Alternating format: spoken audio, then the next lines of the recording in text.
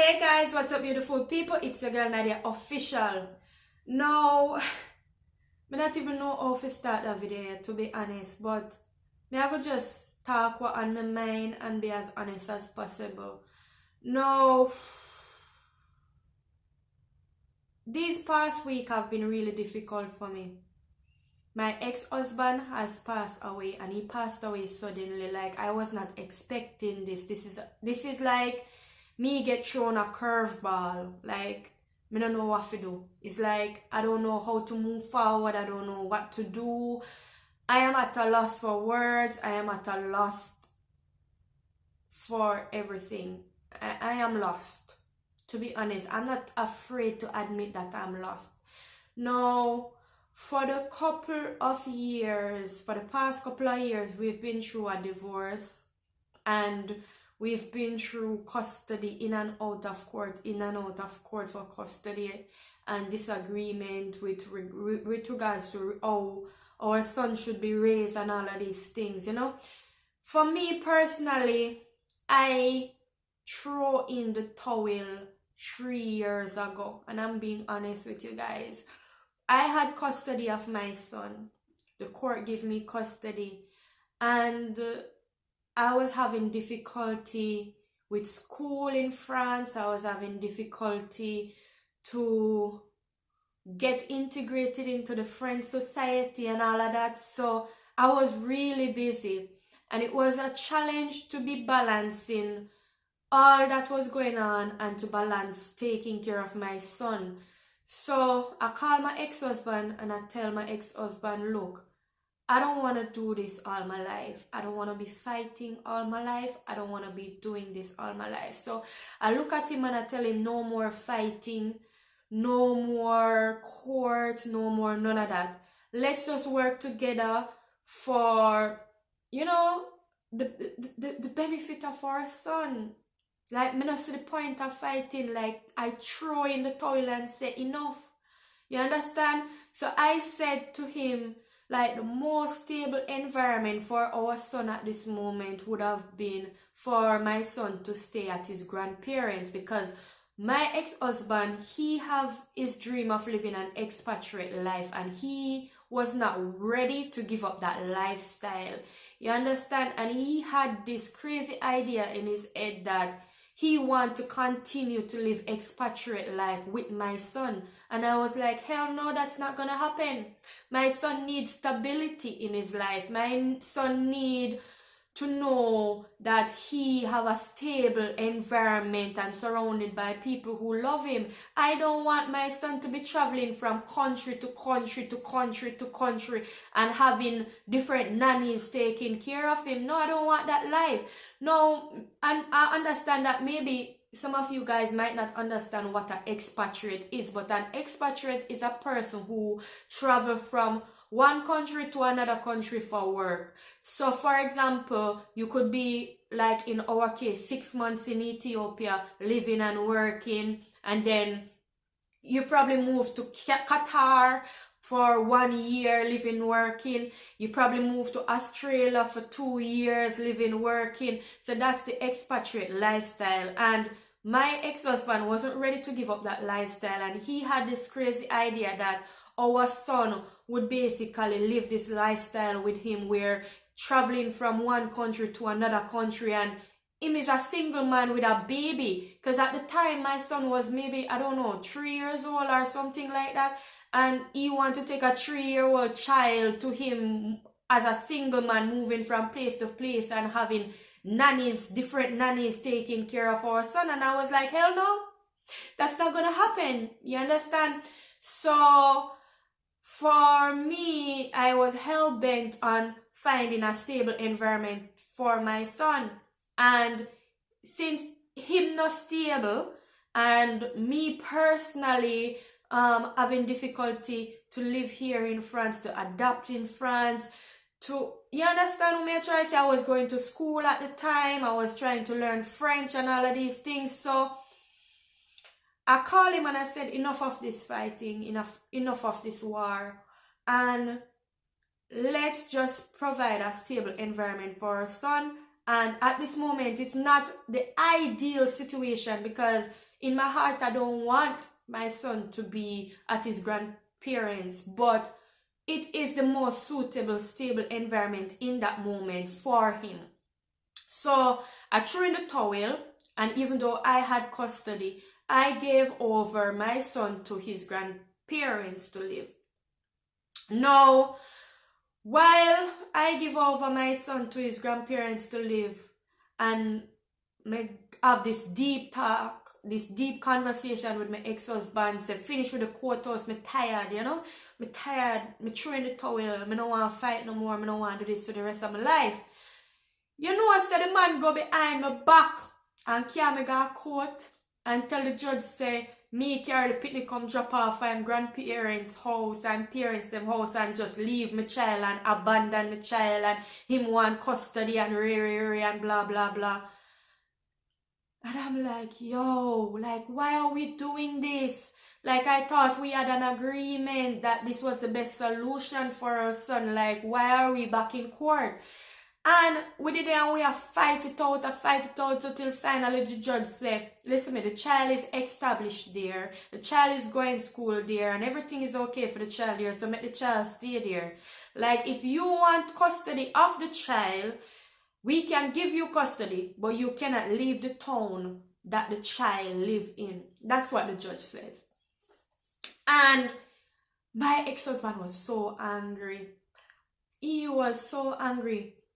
Like, for me, I don't really feel that he was really thinking about our son and our son wants and needs. He was just being selfish and just thinking about his own wants and his own needs. And his own wants is that he wants his son to be with him at all costs. He didn't care how this would impact our son or what impact it would have on our son. You understand? He was always saying like, yo, I have my money, I can't afford the best nannies, I can't afford the best school, I can't afford the best this and that. So at the end of the day, my money can buy everything. No, your money cannot buy love. Your money cannot buy the type of care that a child needs from family. You understand what I try to say? No nanny on this earth is gonna love my son more than in family and more than me. So why are you going to take a child from his grandparents' house to be doing that? You understand what I try to say? And we still the court to fight it out. Even though I had custody, I was tired. I threw in the towel and the man still go behind my back. So, to be honest, it was an in and out of court situation. And through it all, my heart breaks. My heart breaks a lot because it's like I waited so long to have a child. I waited so long. I did what people said by the book. I go to school, I take my education, I get my career, I working in an accountancy field, I do everything by the book. I get married and then have the child, everything by the book. And my life just fall apart, so nonetheless. You understand? And I don't have nobody else to blame but myself, because with my ex-husband, I see a lot of red flags. And it's like we as women sometimes we see red flags and we just walk in the red flags, hoping that sometimes the red flags them will turn into green. And they never did. The red flags just keep piling up and piling up all throughout the marriage, all throughout the relationship, all throughout everything. And now, to be honest, that my ex-husband has passed away, to be honest, I am still heartbroken. I'm still in shock. Even though we fight, we have ups and downs, we have run and run in the courthouse and all of these things, because nobody is 100% bad. Nobody.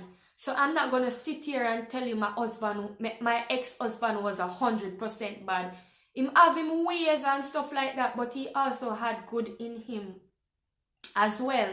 So of course me feel a way and stuff like that, and a lot of people would say, why not just should I feel relief because now the fight has been over. But that's how I get it wrong.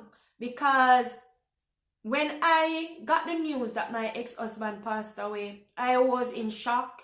I was in disbelief. I took the train immediately and went by the grandparents' house. And when I went there, I learned that they took the opportunity to take my son to psychologists. They took the opportunity to contact their lawyers. And they take the opportunity to do everything before they call me and tell me that my ex-husband has passed. I don't know if my ex-husband has passed 1 week, 2 weeks, or even a month. Them take them time to arrange every single thing before them call me. And immediately I realize that they are prepared to go back in court. It's like the man dead and we still want to fight. We still want to fight and the man dead. Like, what kind of people can you really be as a human being? And don't ask me how my ex-husband died because I cannot tell you. They are hush-hush about every single information. They are tight-lipped about everything. They don't want to tell me anything. So I don't know anything. I don't know how he died, when, where, how, what. I don't know. I don't even know if he's buried already.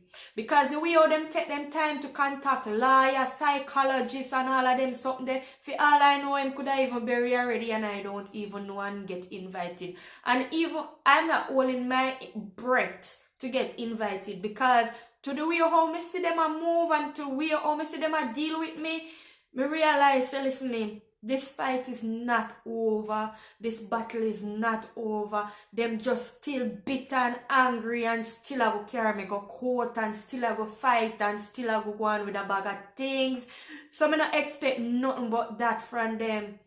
And I'm like, what kind of people can you really be to keep a son away from their mother? I am the child's mother. Like, what kind of people can you really be? People, may I tell you, a whole heap of things me go through. A whole heap of things me go through. You understand what I try to say? And through it all, me want stand up in night. Me not have no family about me. I just my friends them that are around me. Give me little emotional support and give me little support. My friends them. Give thanks to all of my friends them within my close circles. Give thanks to everybody who around me and hold me down. But my own mother that give birth to me, no care. The only thing she care about in this life is money and fame and fortune. That's it. She not care about me. She not care about nothing else. And it's just so unfortunate. It is just so unfortunate. You understand what I try to say? But through it all, may I fight it. And through it all, may I push it. And through it all, may I try my best to make sure I make the best decision for my son. So may I beg you know, I might not upload videos as often as I used to or whatever, but no, I'm busy working behind the scenes, a whole heap of things I have to do, a whole heap of things I have to put in place, you understand? But I don't know, girl now they're officially strong, so yeah, she will fight it through. She will put her best foot forward as usual. Big up on herself. Thanks to everybody who ever likes, share, comment on a video for me. Peace and love, respect to everybody who don't know. May have love and appreciation for each and every one. And bless up on yourself. Peace. I'm out.